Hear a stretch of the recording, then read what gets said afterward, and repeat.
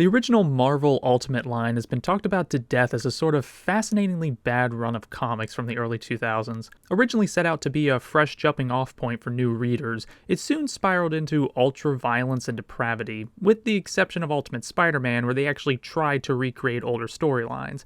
Avengers and X-Men were written by people who had no prior knowledge of past titles and ended up almost destroying older storylines. Although they did sell well and even inspired the new line of Marvel movies, it stayed in its own separate universe, being allowed to do whatever it wants, for better or for worse. The original ran from 2000 to 2015, then rebranded as Ultimate Comics, and now in 2023 it was reimagined again as Ultimate Universe, this time being in completely different scenarios. Spider-Man is now in his 30s, married with children, Black Panther is trying to take back Wakanda, Avengers is kind of the same, but X-Men is now a manga. Something that I think is more brave than you might think. I feel that there is a lot of hostility between manga and comic fans, and it seems to only be getting worse.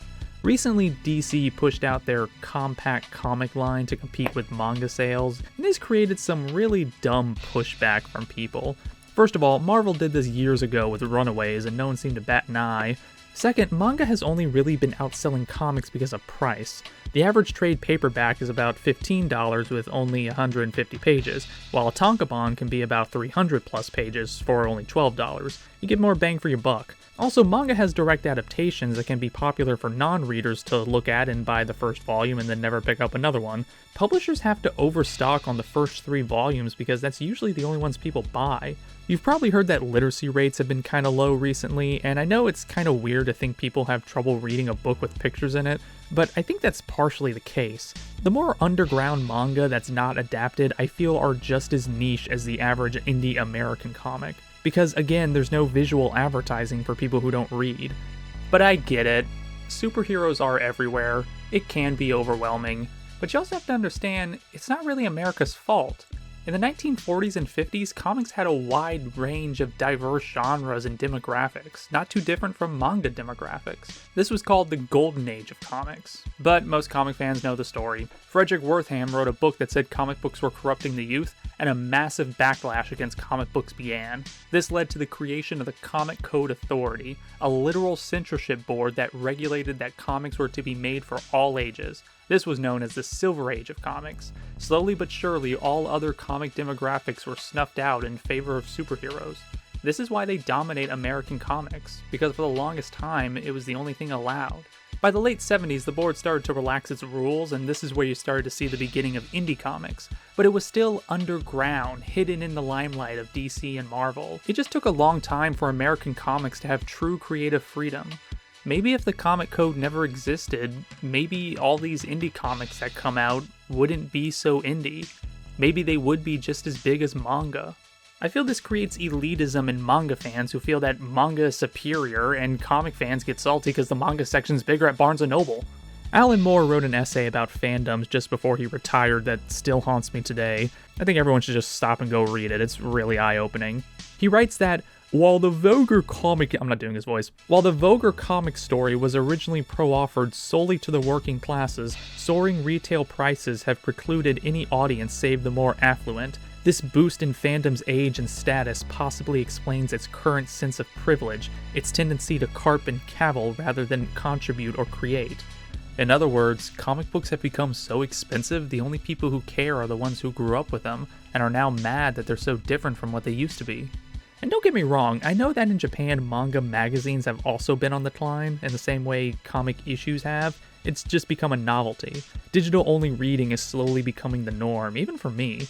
With manga sales in the West being so prominent, they're actually outselling Japan, if by a little. I don't see it as a problem for someone like Marvel to be experimental and take risk, even if it's a safe risk being an alternate universe, especially when the artist herself is Japanese.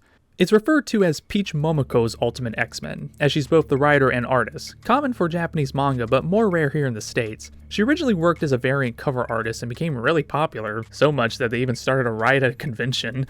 Yeah, no joke. This is essentially her first ongoing title. She worked on a few one-shot graphic novels, one of which was a retelling of Psylocke that became the one in Marvel Rivals. In the comic scene, it's been getting mixed reception, probably because the main characters are young schoolgirls and that's hard for most comic readers to relate to, but coming in as a regular manga reader, I'm used to reading stories about little girls fighting, so all normal here. The story follows Hisako Ichiki, known as Armor in the main comics. After graduating middle school, she gets a note telling her to go to a shrine, and there she runs into a shadow figure telling her about her friend that died from suicide years earlier, and blaming her for it. She runs away, but just then her powers awaken. She later meets up with a girl named Mei Igarashi, who seems kinda weird at first, but after Hisako finds another letter, she discovers that she has powers too. I think she's supposed to be Ororo. At the same time, another suicide happens. They then meet Nico Minoru and find out about a cult called the Children of the Atom, who find mutants superior and have been slowly gaining members, one of which is Shinobu Kiyama, who has an obsession with Hisako. That's all I'm gonna say for now, because that does lead into one problem with the series. What I just summed up is the first 6 issues. As you can tell, it takes a lot from that manga minimalism, not just with the art, but the text. It's trying to emulate the pacing of a weekly manga, which usually has about 12 to 15 pages. Monthly has about 30, and American comics have about 25 monthly, but they're in color. It's typical for American comics to try to get everything done in a single issue, heavy on text and action so anyone can just dive into it, making it so that one issue is a whole story, while manga is typically more serial, again done by one person so it's much quicker. I have no problem with comics wanting to be faster and more serial, it's not even the first time it's happened, but this going for a much faster pace can lead to a lot of cliffhangers. There are a lot of times where you'll be left wanting more. Attention grabbing, sure, but it can leave you going, wait, what? Which I guess is a good thing. It means it's good. It's just not a problem per se, just a quirk. It's just one of the things that truly grounds it as manga-esque. It has a little touch of Japanese culture in it, with its end pages explaining cultural terms and onomatopoeias in Japanese untranslated. Feels like I'm reading a scanlation. It also changes X-Men themes to more Japanese ones. The mutant metaphor, that's an allegory for civil rights and diversity, is now a stand-in for puberty. Kids realizing adults are up to no good, and it goes places. I mentioned suicide, but also parental abuse and stalking. Japanese-specific problems like how the villains are now a literal cult that brainwashes youths. That's a problem in contemporary Japan. The shadow thing that's trying to push people to their negative insecurities, making them feel guilt, driving more people to suicide. It's like something out of Lane or Junji Ito. Actually, if anything, it reminds me of Fooly Cooly. Not just the puberty metaphor, but also how she just kind of runs into everything. Just kind of meeting people out of nowhere. Like I said, it can be kind of too fast, but it still has that X-Men theme of the world hating you for being different. This time it's just social media, specifically growing up around hateful creeps, but also finding that niche subgroup of friends who can help. Very manga friendship is magic. It's familiar enough to be called an X-Men title, but I also say it doesn't have to be. I'm all for it being its own thing. If it wants to be just 10 to 20% X-Men, that's fine. Marvel could use an original storyline or two. Many people have been wanting her to do an indie title, and I feel like if she does, it'll start a fucking coup. But this is a good start. I don't feel like the X-Men lore is holding her back. Reading interviews, she really wants to do this. She's even researching X-Men. Also the artwork itself, of course. Watercolors that don't try to hide brushstrokes. You can just tell it's all hand-drawn. The faces are hilariously expressive. They're so loose. Plus the focus of unique angles on the characters. In short, the art doesn't feel static. Nothing is grounded or realistic, just like a manga. But I also feel it has something for Marvel fans. It's interesting to see these characters completely different. To see someone and being like, wait, who's this one supposed to be? Oh, it's Viper. I love the redesigns. Armor has a bike, so that's cool. May Storm, one of the original characters. Like I said, she's based off of Storm. Nico has a little goth Lolita look to it. The other characters like Natsu, who's like Scott, but with one eye. I don't know, I just like it. It's really nice to be reading something from Marvel that feels more like an indie comic. Since I've never been into most mainstream superheroes, I've been getting more into the indie side of comics, and I encourage you to do the same. And that's what I see this as. Marvel going indie rather than just going manga. The whole idea of the new Ultimate Universe is trying something different, and DC has been doing its own. It's called Absolute. And I think it's something that they need more of. It's a title that doesn't utilize a lot of crossovers or callbacks. It's something that I feel like anyone can just dive into without needing to know all that much X-Men. And if you just see it as manga pandering, again, Peach Momoko is Japanese. Plus, American comics have always taken from manga. Marvel did with Generation X in the 90s, Frank Miller cites it as a huge inspiration, and even vice versa. JoJo's Bizarre Adventure takes its paneling and art style from American comics, and Monkey Punch, the creator of Lupin III, used to translate issues of Superman. I think the problem with comics is the same with manga. We need to get out of the mainstream titles and focus more on the underground ones. And you know what? I hate to say it, and my 15-year-old self is going to hate me for saying this, but coming in from a longtime manga fan, why don't we count manga as comics?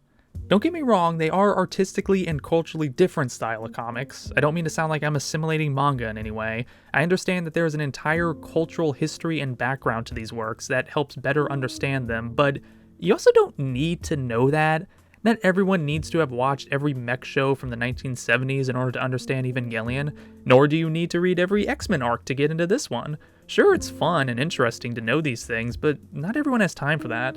Manga are comics, just like Bestinese are comics, and I think it's sad to have such division between them. It's fine to have favorites if you prefer one or the other. If you want to stick to your specific genre or demographic, that's fine. Don't let anyone tell you you're a fake fan for liking something different. My only advice is have an open mind, take risks and try things you probably wouldn't like. Like I said, coming in from a manga fan, we need to talk more about the underrated manga side, the stuff that's unadapted, something that's not just shown in action. Just like with comics, I feel like we need to get out of the big two, read something from Boom or Image, and talk about it. That's how publicity starts nowadays. And as for Ultimate X-Men, I like it. I feel like manga fans would like it too. It's suspenseful and cute, and you don't need to know a lot of X-Men lore to get into it. You just need to read it. Okay, well, that took way longer than it needed. I don't know if you could tell, but I did a lot of re-recording. This was supposed to be a simple video, but I just kept adding stuff, including this. This is new. Hope people don't get mad over this cringe topic. I trust that most manga fans are open-minded enough. This might just be a nothing argument. It's just that you never know. But here are some videos I recommend. I talked about how there was once a riot over a Peach Momoko variant. Cova did a really good video on that.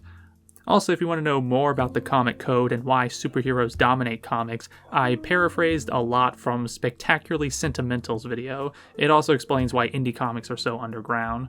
Also, if you want an indie comic recommendation from a manga YouTuber, check out Lines in Motion's video on Something is Killing the Children. I showed it off a lot here and there in the video. It's a really cool action horror comic. Check it out. So yeah, new videos coming soon. I guess I'm gonna do one video a semester. That might work, I suppose. Yeah, let's see how that goes.